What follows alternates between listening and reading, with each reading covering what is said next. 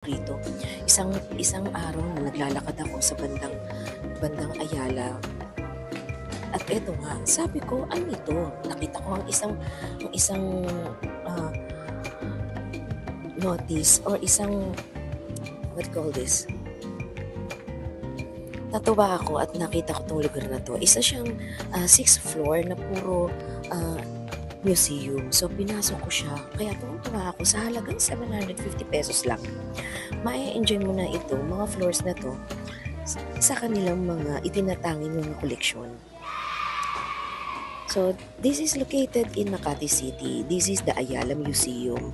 The This is the house of the gold of our ancestors. Some paintings ni Amarsono, some pots from China with the medieval period pa rin. That is around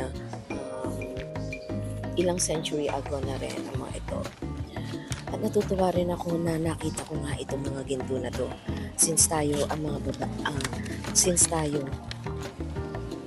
ay napakahihilig sa mga adorno at mga palamuti sa katawan, hindi lang pala natin to sa ngayon lang, ngunit ito'y naman na natin sa ating mga ninuno.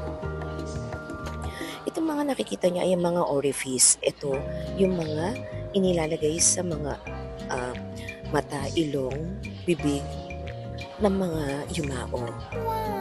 Orifice covers protected the deceased by obstructing the flow of spiritual influences into and out of the body. It is unclear whether it covers or to keep the malignant spirit out or in, to keep of the disease. Hindi natin malaman kung ang mga orifice na to.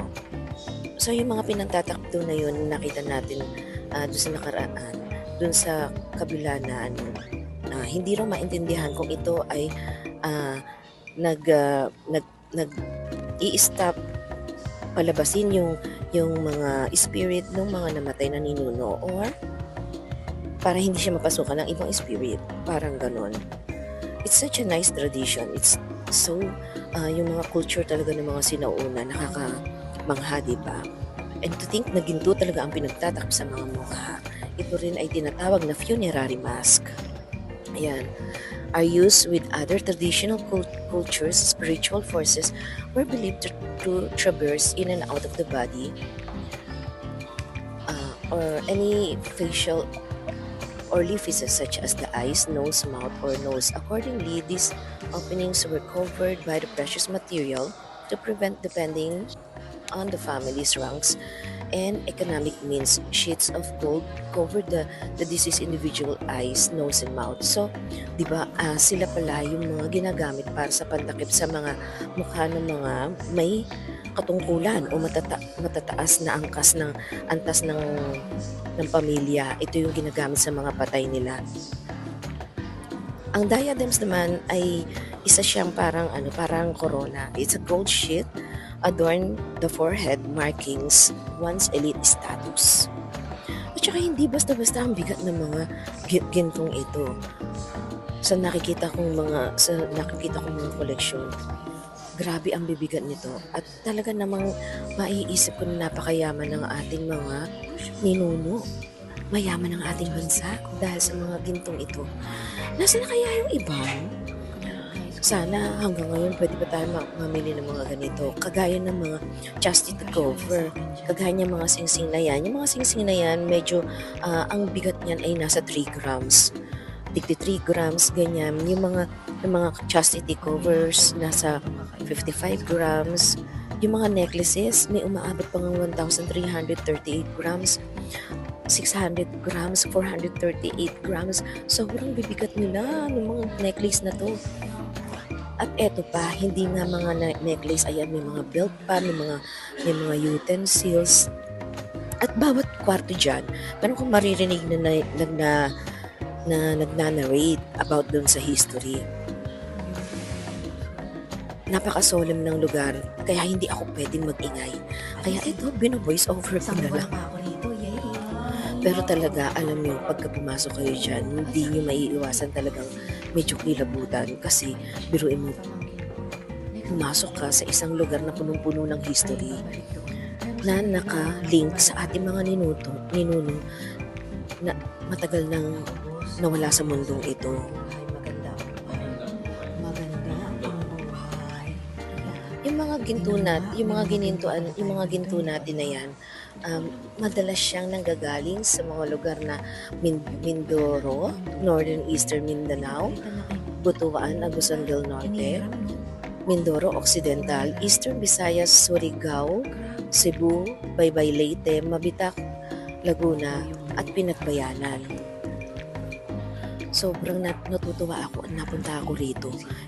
Isang napakalaking magandang experience sa akin ang pumunta rito. So guys, I really hope na natutuwa kayo sa mga videos ko. So if you want more videos, please like, share, and subscribe all my videos.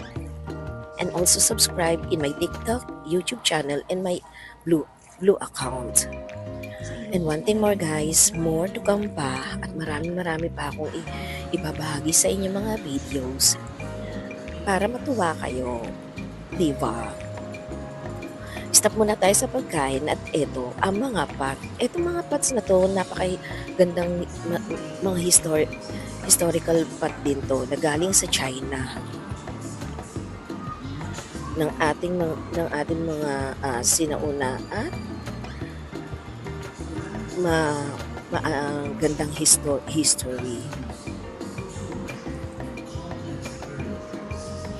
Ito, regarding naman the ceramics and cultural currency, exhibition showcases a long-term loan from the Roberto T. Villanueva collection, one of the most comprehensive collections of tradeware ceramics in the Philippines. The exhibition features hundreds of Chinese and Southeast Asian tradeware ceramics, including large stoneware jars, vessels, and other ceramic objects that serve various purposes. Features. These ceramics were multifunctional, used for storing goods, establishing social connections, marking prestige, and participating in community celebrations and rituals. O diba guys, may natutunan naman tayo. I'm so happy, talagang grabe itong bakasyon ko. Ang dami kong napuntahan at dami kong natutunan. So susunod, I really wish na makapunta pa ako sa iba pang museum dito sa Pilipinas at ma-share ito sa inyo. I will make sure na every video will have a good